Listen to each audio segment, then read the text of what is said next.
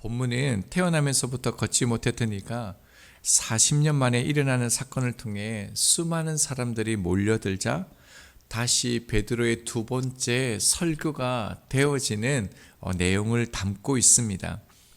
앞서 13절부터 16절까지는 너희가 죽인 예수를 죽였지만 부활했다라는 것을 베드로가 강조했죠. 베드로는 그 무리를 향하여서 너희가 살인자다, 자신을 해하려 하고 후에 보면 나오겠지만 자신을 죽이려 하는 자들에게 이 말씀을 선포하게 되어집니다. 강력한 메시지였죠. 자, 그런데 17절은 이렇게 시작합니다. 형제들아, 너희가 알지 못하여서 그리하였으며 너희 관리들도 그리한 줄 아노라. 어쩌면 자기에게 원수 같은 이들, 자기를 해하려 하는 이들, 자기를 핍박하는 자들을 향하여 베드로는 형제들아 라고 고백하고 있습니다. 형제들아 라고 얘기하는 이 장면은요, 2장에서도 저희들이 이미 만났었죠. 2장 14절에 보면요, 하반절입니다.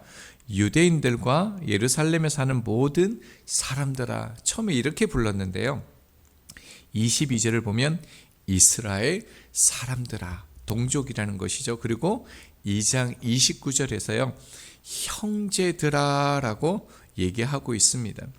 지금 자신을 조롱하는 자들을 향하여 형제들이다, 가족이다, 하나님 안에 우리가 함께이다 라고 불렀습니다.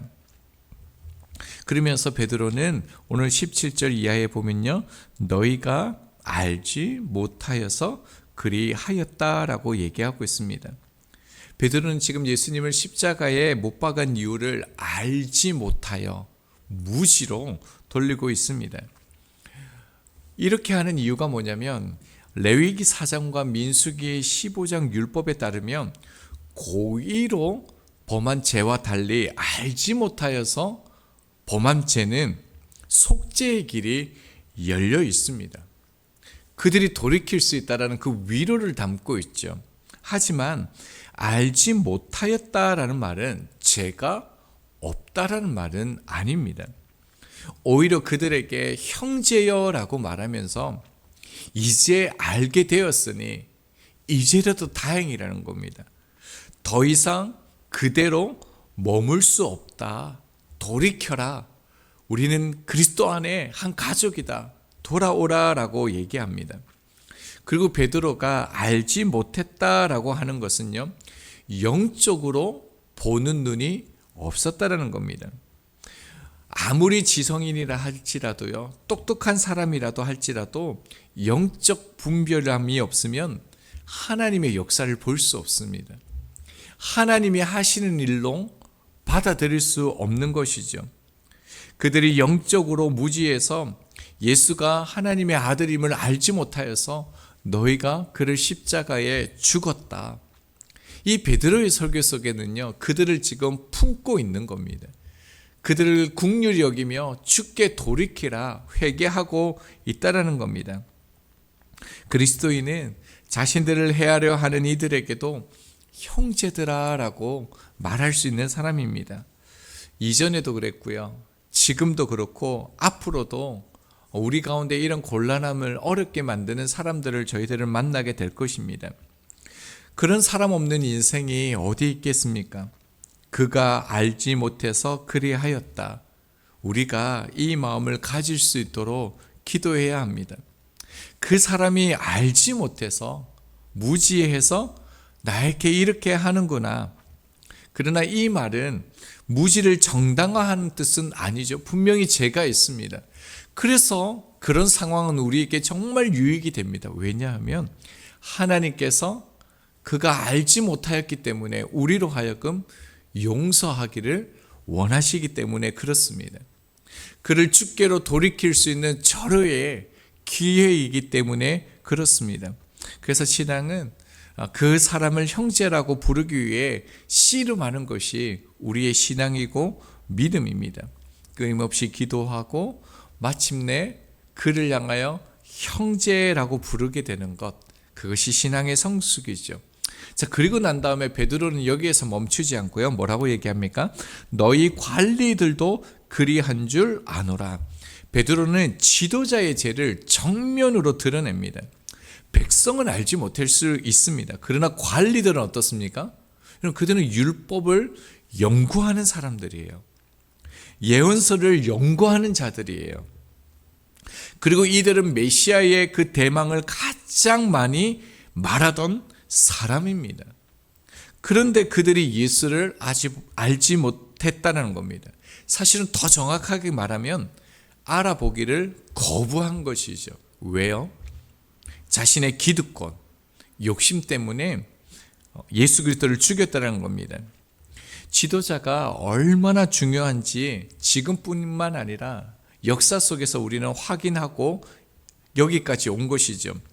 중요한 점은 이것입니다. 자, 지도자 관리들을 뭐라고 얘기하고 있습니까? 이들 또한 그리한 줄 아노라라고 알지 못하여 일반 사람들의 그 범주 안에 포함시키고 있다는 겁니다. 이 장면을 우리가 잘 보아야 되는데 지도자의 책임, 지도자의 죄를 가볍게 보려는 의도가 아닙니다. 지도자라면 더 엄격하게 책임을 지지만 동시에요, 지도자도 은혜에서 제외되지 않는다라는 겁니다. 여러분, 우리는 이 시대의 지도자를 보면서 우리가 어떤 책임, 권한들만 요구하는 것이 아니라 그들을 위한 기도와 은혜를 구해야 된다는 겁니다. 지도자에게도 긍휼, 하나님의 은혜가 주어져야 된다는 것을 베드로가 우리 가운데 잘 보여주고 있습니다. 자, 그러면서 이렇게 말씀합니다. 18절입니다.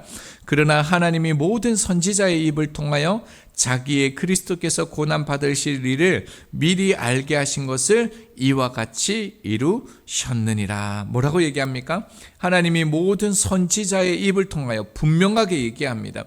예수 그리스도의 십자가의 사건은 갑작스러운 그런 비극이 아니다. 종교 지도자들의 정치적인 계산의 결과도 아니다.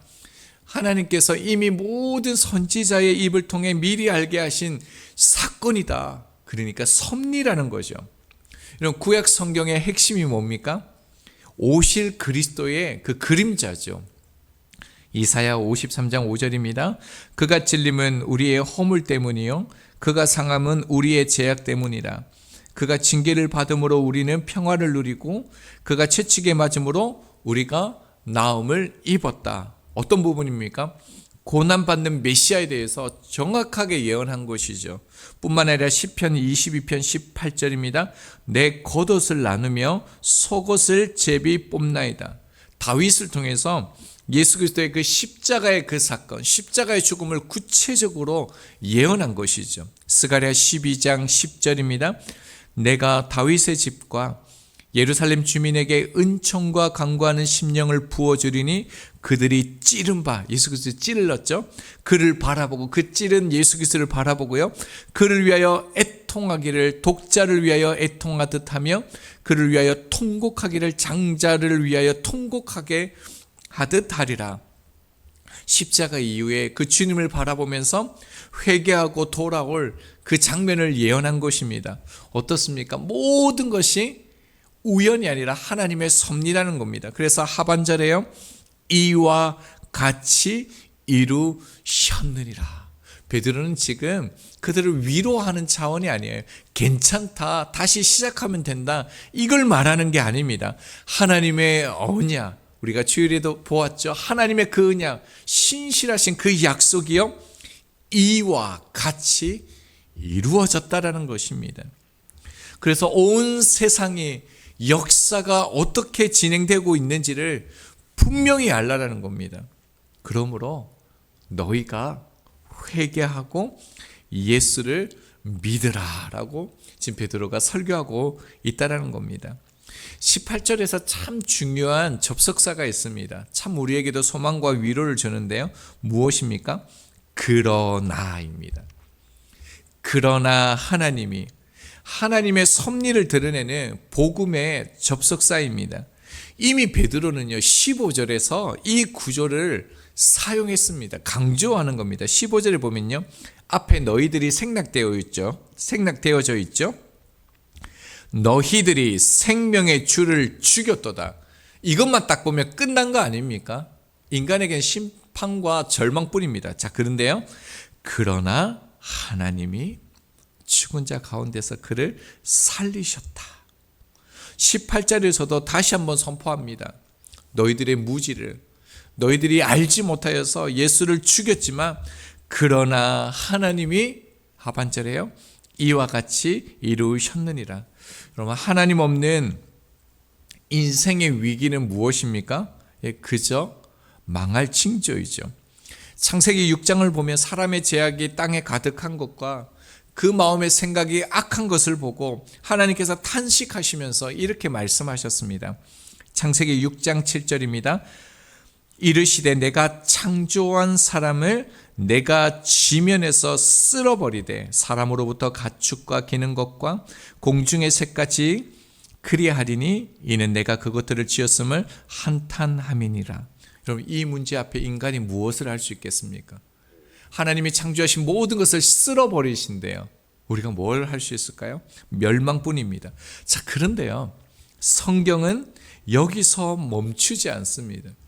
결정적인 또 복음의 접속사를 시작합니다. 하나님께서 이렇게 말씀하시고요, 그 다음 절 8절에서요, 그러나 노아는 여호와께 은혜를 입었더라. 그러나 여호와께 은혜를 입었더라. 누가요? 노아가요.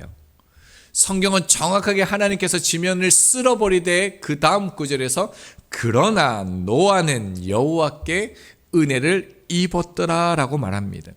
하나님께서 원하셨던 것은요, 심판과 멸망이 아니라 믿음을 가진 하나님 앞에 살아가고 있는 노아에게 새로운 시작을 주신 것입니다. 예레미야 32장을 보면 느부갓네살 왕이 남유다를 그 포위해서 이제 결정적으로 멸망하는 그런 장면이 나옵니다. 자, 이런 상황 가운데 선지자 예레미야는 뭘 해야 됩니까? 용기를 주고 기도하고 우리 회개하자, 주께 돌아가자, 이렇게 해야 되는 거 아닙니까? 그런데 예레미야가 뭐라고 얘기했냐면요, 나라는 망한대요. 끝났다라는 거예요. 그러면서 그 유다 왕 그 시드기야는 처참하게 네가 포로로 두님이 멀어서 끌려갈 거야, 이렇게 얘기합니다. 얼마나 시드기야 왕이 화가 나겠습니까? 그래서 그를 그 시위대의 뜰에 가둬버립니다. 자, 그런데 이 장면에서 중요한 것은 뭐냐면요, 이와 같이 이해하기 어려운 일을 명령하신 분, 허락하신 분이 누구라고요? 하나님이시라는 겁니다. 여러분, 때때로 이처럼 우리의 삶 속에서도 이해하기 어렵고 받아들이기 쉽지 않은 현실의 문제에 직면했을 때 우리는 내 앞에 펼쳐진 상황만 보고 판단하기가 쉽습니다. 하지만 우리가 기억해야 할 것이 있죠. 돈을 잃었다고 삶이 끝난 것도 아니고요, 건강을 잃었다고 해서 끝난 것도 아닙니다. 삶의 문제로 절망할 이유도 없습니다. 심지어 죽음조차도 끝이 아니죠. 그 안에는 하나님의 목적이 있다는 겁니다. 여러분, 믿음의 사람이라면 하나님께서 우리에게 영적으로 볼 수 있는 두 눈을 주셨다는 것을 기억해야 됩니다. 여러분, 한 눈으로는 현실을 봐야 됩니다. 이 땅을 봐야 됩니다. 그러나 또 한 눈으로는요, 하나님을 바라보아야 합니다. 그 예레미야에게 하나님께서 그들의 멸망을 말씀하시고 난 다음에 뭐라고 말씀하셨냐면요, 예레미야 32장 41절입니다. 내가 기쁨으로 그들에게 복을 주되 분명히 나의 마음과 정성을 다하여 그들을 이 땅에 심으리라. 여러분, 이해가 되세요? 너희가 멸망하고 너희 왕은 두 눈이 뽑혀서 포로로 끌려가게 되는데 내가 기쁨으로 그들 가운데 복을 준대요. 그러면서요, 우리가 하나님 앞에 고백하는 사랑의 고백이죠. 나의 마음과 정성을 다하여 그들을 이 땅에 심으리라. 사랑한다는 표현이에요. 하나님께서 그들을 다시 모아다가 그 땅에서 안전하게 살게 해 주시겠다는 약속이죠. 여러분, 하나님은 그들의 불행이 아니라 잘 되는 것을 보고 기뻐하십니다. 오늘 18절 다시 한번 보겠습니다. 그러나 하나님이 이와 같이 이루셨느니라. 지금 나의 삶에 죄책감과 후회가 있습니까? 그러나 하나님이 이와 같이 이루셨느니라. 막혀 보이는 길과 반복되는 문제가 있습니까? 그러나 하나님이 이와 같이 이루셨느니라. 더 이상 돌이킬 수 없다라고 느껴지는 상황이 있습니까? 우리는 선포해야 됩니다. 그러나 하나님이 이와 같이 이루셨느니라. 예수님은 나의 죄 때문에 죽으셨으나 그러나 하나님이 나를 위해 다시 살게 하셨습니다. 이처럼 우리의 인생도 이 땅에서 그 죽음과 같은 어려움을 당할지라도 그러나 하나님이 죽은 자 가운데서 예수 그리스도를 일으키신 것처럼 믿는 우리 한 사람 한 사람을 다시 회복시키시고 살리실 것입니다. 그뿐만 아니라 죽게 돌아오고 주를 붙잡는 자들에게 하나님께서 큰 길을 열어주실 것입니다. 고난과 어려움 속에서도 하나님께서 반드시 우리를 살리신다라는 이 말씀, 그러나 하나님이 이와 같이 이루셨느니라, 이 말씀을 부활의 주님으로부터 이 시간 받는 저희들이 되기를 소망합니다. 우리 18절 한 절 말씀 함께 믿음으로 받고 기도하겠습니다.